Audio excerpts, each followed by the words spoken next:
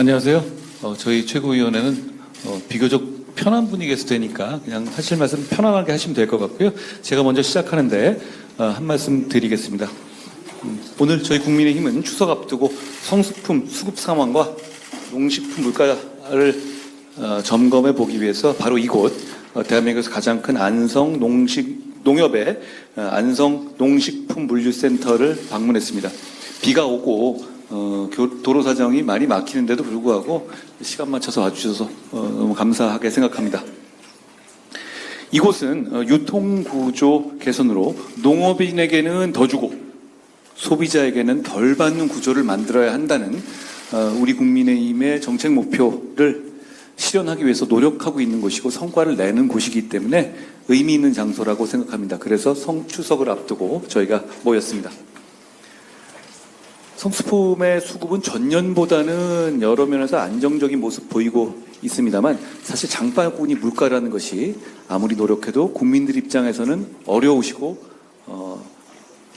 힘에 겨우신 겁니다. 그런 차원에서 저희가 노력하고는 있지만 그래도 더 노력하자라는 말씀을 드리고 싶습니다. 전년에 비해서는 여러 가지 물가 상황이 나은 면은 맞습니다만 그래도 국민들 느끼시기에는 너무 힘드실 것 같습니다. 저희가 좋은 정치로 더 물가를 낮추고 수급 상황이라든가 더 국민들 웃게 해드려야 하겠다는 생각을 합니다. 농업과 농어촌의 안정이 물가 안정 그리고 대한민국 안정의 시작이다 열쇠라고 생각합니다. 지난해 농가 수가 99만 9천으로 100만 가구라는 심리적인 선이 사실 무너졌습니다. 산업 변화와 기후 위기로 농촌이 갈수록 어려워지고 있는 현실입니다. 정부와 국민의힘은 시장에 주는 역효과를 최소화하면서도 농민들의 수입을 안정적으로 유지하는 수입 안정 보험 제도를 마련하고 유통 시스템을 개선하는 등 다양한 노력을 하겠습니다. 그래서 농촌을 안정시키고 농산물의 물가 안정에 대한 근본적 대책 마련하기 위해서 최선을 다하겠습니다. 그 농촌에 관해서 말씀이 나온 김에 이런 말씀을 드리고 싶습니다. 농지 규제에 관한 겁니다.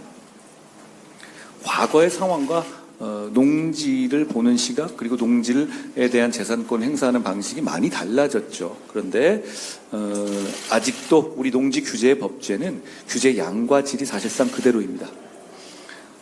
농업진흥지역 등 농지 규제에 대해서 합리적인 개선 방향을 정말 진지하게 논의하게 될 때가 됐다고 생각합니다. 농업지역의 농지 규제를 재검토함으로써 농민의 재산권을 보호하고 지역의 발전을 촉진할 수 있어야 하겠다는 생각입니다.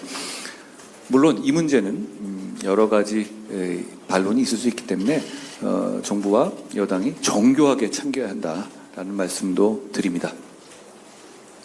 온라인 도매거래법 등 입법을 통해서 할 수 있는 일과 기후 대응을 위한 품종 개발, 재배 기술, 그리고 아까 말한 사과의 탄저병 등에 대한 보험 확대 등 장기적으로 해야 될 일을 하면서 농업을 미래 성장 산업으로 키워나가야 하겠다는 말씀을 드립니다.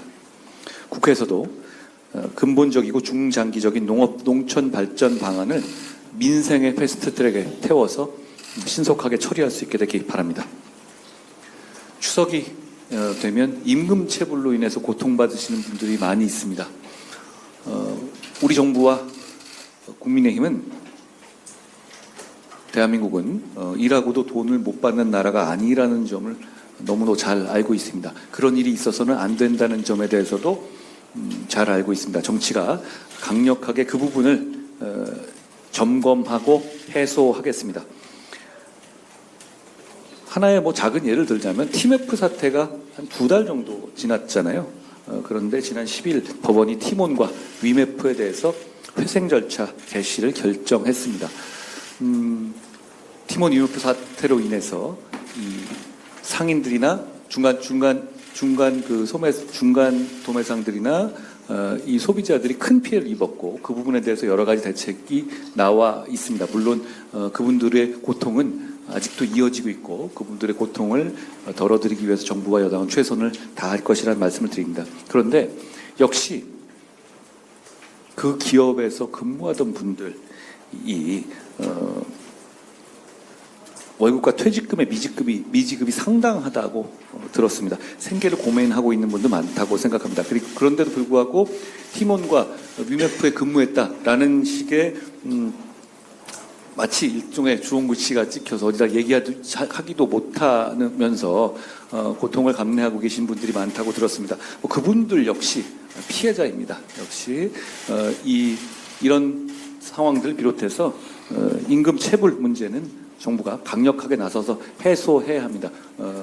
지금 우리 정부가 이미 그런 조치들을 발표하고 있는 것으로 압니다. 고용노동부가 최선 다하고 있지만 더욱 세심하게 살펴보고 기민하게 움직여야 한다는 말씀을 드립니다. 우리 당의 노동 전문가인 이미자 의원께서 상습 체불, 임금 체불 방지법을 대표 발의하셨습니다. 우리는 보수 정당이지만 열심히 땀 흘려 일하는 사람을 보호하는 정당이기도 합니다. 현재 국회 환노위에 상정돼 있고 민주당도 이 법에 이견이 있을 수는 없을 겁니다. 최대한 신속하게 처리될 수 있도록 당 차원에서 노력하겠다는 말씀도 드립니다. 추석 연휴 기간 경찰 공무원, 소방 공무원, 그리고 환경 공무원들, 국군 장병 여러분들, 기타 우리가 추석을 편안하게 국민 모두가 보내기 위해서 노력하셔야 될 분들이 있습니다. 그분들께 정말 감사하다는 말씀을 드립니다. 그리고 명절에도 병원과 응급실을 지켜주고 계시는 의료인 여러분들께도 정말 감사하다는 말씀을 드립니다.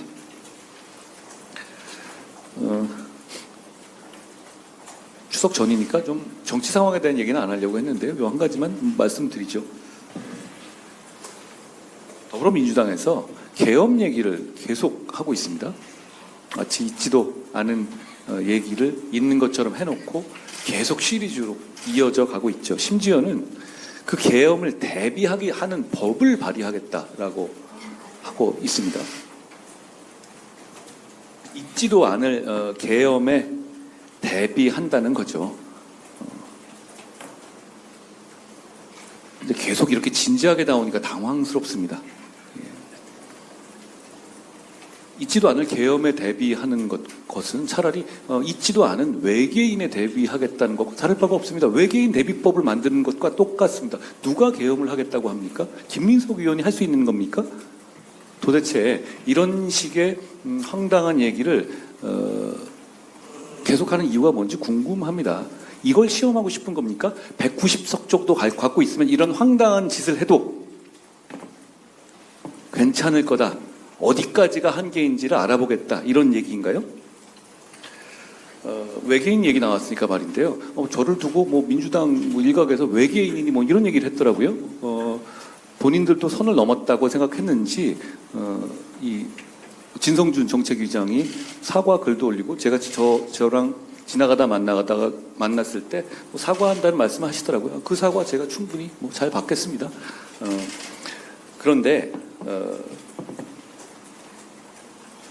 이런 외계인 대비법과 같은 계엄령에 대한 대비법 같은 것까지도 올려놓는다면, 이 정도까지 됐다면, 우리 김재현 위원님께서 김민석 의원과 토론을 하겠다고 제의한 바 있습니다. 같이 한번 얘기해 보시죠. 도대체 무슨 생각으로 이러는지 우리 한번 드러나 봅시다. 그 말씀을 드립니다. 더불어민주당의 여야 의정 협의체에 적극적으로 참여해달라는 말씀을 드립니다. 더불어민주당은 저희의 제안은 이렇습니다. 여야 의정 협의체는 국민을 위해서, 국민의 불안감을 해소하기 위해서 신속하게 출범해야 한다. 가능하면 추석 전에 모이는 모습이라도 보여야 한다는 것입니다. 그것이 추석 기간 동안 국민들의 불안한 마음을 조금이나마 덜어드리지 않겠습니까? 그런데 더불어민주당의 말씀은 의협 같은 단체가, 그러니까 한마디로 다 들어오지 않으면, 웬만한 단체가 다 들어오지 않으면 여야 의정협의체를 출발할 수 없다는 입장입니다. 저는 이해가 가지 않습니다. 지금 의료계는 하나의 단체로 통합되어 있지 않고 각각의 입장들이 다 다릅니다. 저희 국민의힘은 의료계의 대부분의 단체들, 그리고 앞으로 필요하다면 더 많은 분들께 이 여야 의정협의체에 참여해달라고 요청드렸습니다. 그러면 참여가 가능한 단체들만이라도 일단 출발해야 되지 않겠습니까? 만약 의료단체가 다 한꺼번에 이렇게 참여할 수 있을 만한 상황이라면 지금의 이런 상황이, 해결하기 어려운 상황이 일어나지도 않았을 겁니다. 저는 더불어민주당이 정말로 여야 의정 협의체를 운영할 생각이 있으신 건지 묻고 싶습니다. 원내대표의 원내 연설에서 여야 의정 협의체 하자고 본인들도 말씀하지 않았습니까? 지금 우리는 문제를 해결해야 될 때입니다. 다 같이 정치적인 생각은 버리고 여야 의정 협의체를 신속히 출발시키자는 말씀을 드립니다. 일단 그렇게 출범해놓고 그 후 상황에 따라서 다른 의료단체들이 얼마든지 우리 여야 의정 협의체에 참여할 수 있는 것 아닙니까? 게다가 우리 국민의힘은 이 여야 의정 협의체에 어떤 전제 조건도 어떤 의제 제한도 없다는 점을 분명히 하고 있지 않습니까? 지금 이 여야 의정 협의체라는 이 해결의 이 통로가 제대로 운영되지 않는다면 이 문제는 점점 더 해결되기 어려워질 것이고 국민의 불안감 그리고 국민의 생명과 건강에 대한 위험은 점점 더 커질 겁니다. 더불어민주당의 적극적인 그리고 진정성 있는 참여를 요청드립니다. 저는 오늘 여기까지 하겠습니다.